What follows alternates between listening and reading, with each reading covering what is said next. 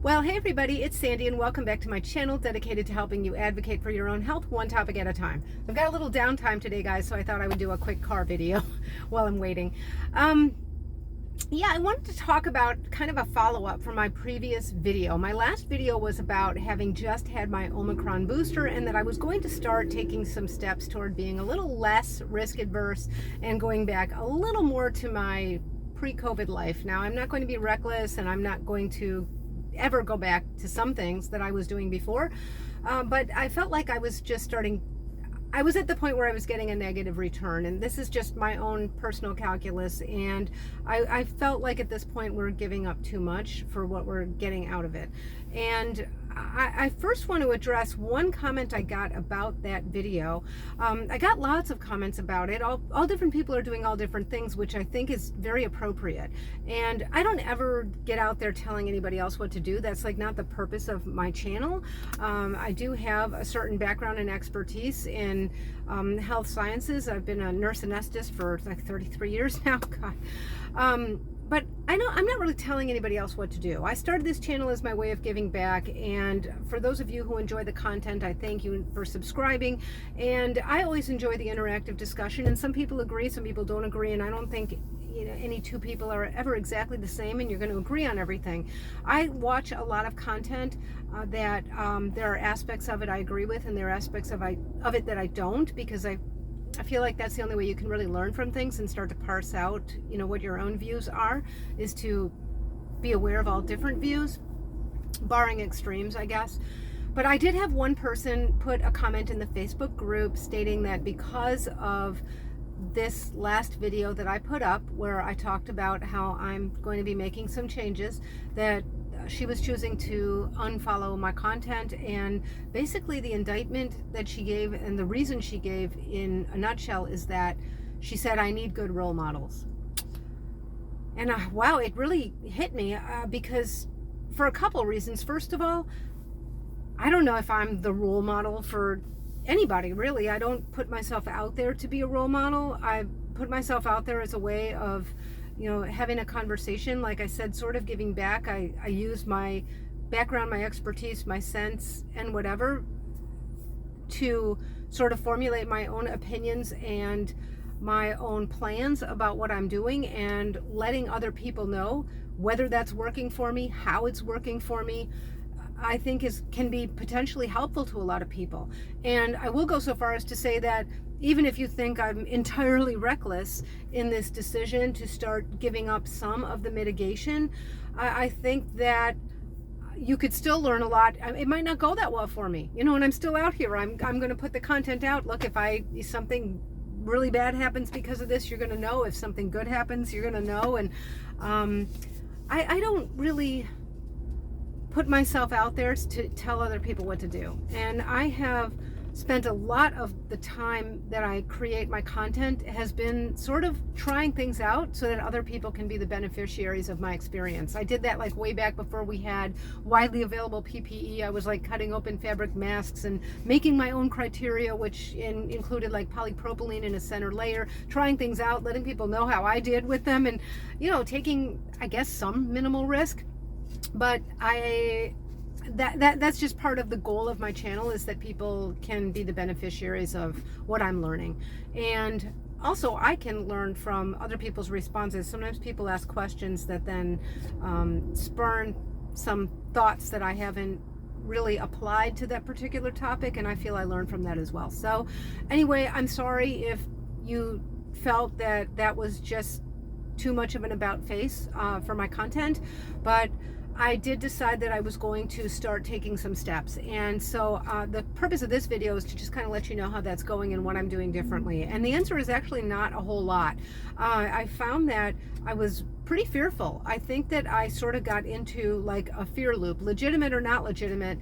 I think that I've gotten kind of stuck. And so I did start taking some steps, but it just wasn't as quickly or as easily as I thought it might be.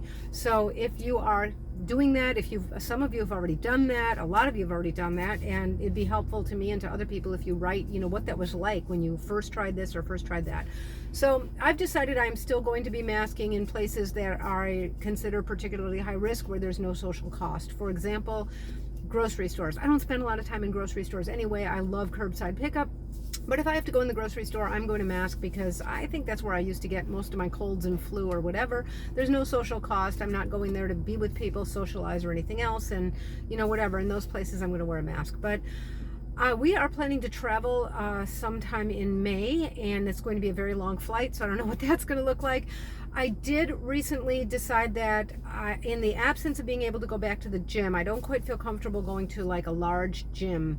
But I did want to get back to doing some things that I can't do at home. I have a pretty extensive gym at home, but I don't have some equipment and some machines.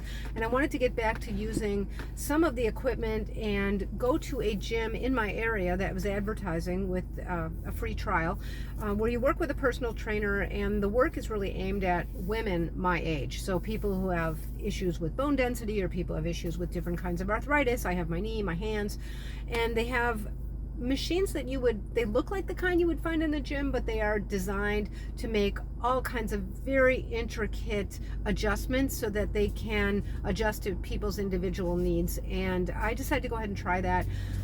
They did tell me that there's only 3 people in there at a time at the most. I went when there were 2, so 2 trainers and 2 people being trained, including myself.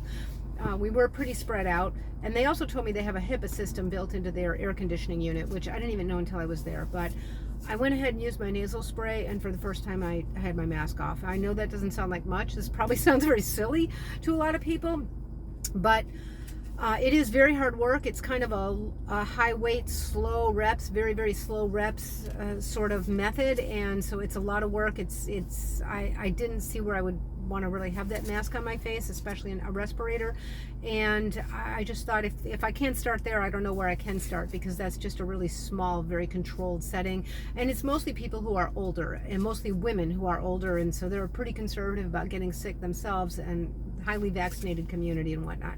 The trainer actually wore a mask around me, which was very nice. She did it out of consideration to me. But I did do that. And I am planning to go to a dinner in another week, 2 of them actually, and one of them is going to be in my house. So I'm not going, I'm having people come over. And the first one is going to be a lot of people. And obviously I'll have my mask off because that's dinner. And again, I think there's the social connection. This is just where I've decided I am on the continuum of things, where I need to go back to having some social connection in my life. I feel like I'm losing my community to some extent. And even though I was doing a lot of things outside and maintaining that, it wasn't affording me enough. Now, I know people are going to write prolifically in the comment section, and please do, and we don't have to agree on everything, that at some point if I do that, I'm probably going to get COVID. And, here was my calculus for me, and this is just me. I have some autoimmune disease that concerns me quite a bit in terms of, what would happen if I got COVID. But fortunately, my autoimmune, the disease activity is very low. It's been very low level for a while now, and I feel good with that. Paxlovid is widely available now. I wish there were more therapeutics. I don't know anybody that has developed long COVID recently who was vaccinated, other than like fatigue that lasted a few weeks and then went away. I know that doesn't mean that couldn't happen to me, but there's a very good article recently. Somebody actually put it in the Facebook group about the incidence of long COVID does seem to be going down. And again, you can get long issues with different viruses. Like I had long shingles actually for quite a while. The other part of my calculus was, look, I've just had the bivalent booster, and it seems that anytime you get a boost, it's just a matter of time. The immunity goes up right away, and then it starts to wane. And after it wanes, if you get to like this, maybe the 6-month mark, and you haven't caught this awful thing, then you start to get into that territory where you're not as protected if you do catch it. And also, these variants seem to evolve and mutate so fast that you're further away, like whatever boost you just got, whether it was an Omicron bivalent or whatever, it's further away from whatever is circulating at the time. So it's not that I'm going to go out and try to get this thing, just like I don't try to get the flu, but I think I'm not going to mitigate a whole lot more anymore than I have done for the flu. Except to the extent that I think I will for the rest of my life, like wear an N95 in an airport, in a grocery store, or whatever, because I don't want to get colds and flus or COVID or anything like that unnecessarily. So this is just my calculus. Again, everybody has to make this decision for themselves. Look, if you have a whole extended family that lives within 2 miles of each other and you're all in your own bubble, have at it. I'm jealous, okay? I don't live in that kind of a situation. Everybody's far apart. I don't get to see my children because of this, except for very rarely when we can kind of, isolate for a few days at a time first. And that's something that's just becoming less and less practical to do. And I can't really expect it out of people. I guess, my plan is that if I do get COVID, I will plan to take Paxlovid. Bad taste or no bad taste, I will plan to take it. I know that my provider, my primary care provider, is somebody who will, liberally prescribe that if I want it. I am going to continue to use both the Enivid nasal spray. I have found another one, which is called Tafix. It's not available in the United States. You can private message me about how to get that, but Tafix works by a different mechanism, and that is it's a nasal spray that makes the area up in the nasal pharynx very acidic, and acidic is an acidic environment is something that won't allow for the proliferation of bacteria, viruses, and whatever. So it's also, just like Enivid, it's broadly antimicrobial, but it works by a different mechanism. And the pharmacist, it's actually sold at the same place as Enivid, and the pharmacist explained to me that you can use them both. You would use the Enivid first, and then wait at least 10 minutes and use the Tafix. I don't have Tafix yet. I'm waiting for it to arrive.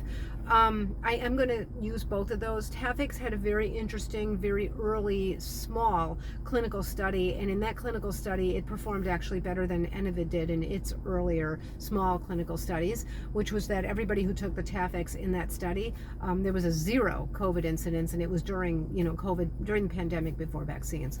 So it was very interesting to me, and I know that an acidic environment is an environment that's antimicrobial. There are other medications and over-the-counter things that work that way, like boric acid suppositories for women. They work that way so that to prevent like yeast infections or bacterial vaginosis. There are topical agents like medical manuka honey. I've actually done a video on that, and that makes an acidic environment a wound so that it can't grow bacteria and funguses and things like that. So I'm very excited about that, and I am going to use both of those things. And like I said, I'm going to continue to mitigate in certain circumstances, but I've just got to soldier on, and going to that gym appointment with the personal trainer was like a huge step for me, and it just showed me how much I think there's kind of a neural loop in my head. I'm probably making this up, this concept, but I think there probably is something like this. I think I've got a fear loop going, and I have to break it, and I feel like I've really tackled the first step, which was the hardest. The journey of 1,000 miles begins with a single step, and if you're happy to continue on the conversation and maybe be the beneficiary of what's happened to me because of it, I'm happy that you're going to stay, and I'm happy to hear opposing points of view. And if you decide that for this reason you no longer want to subscribe to my content, I'm sorry to hear that. I wish that were not the case, but all the best to people who have written me that said that they don't like this. So yeah, let me know what your thoughts are in the comment box. I'm sure you will. And until next time, be well. Bye-bye.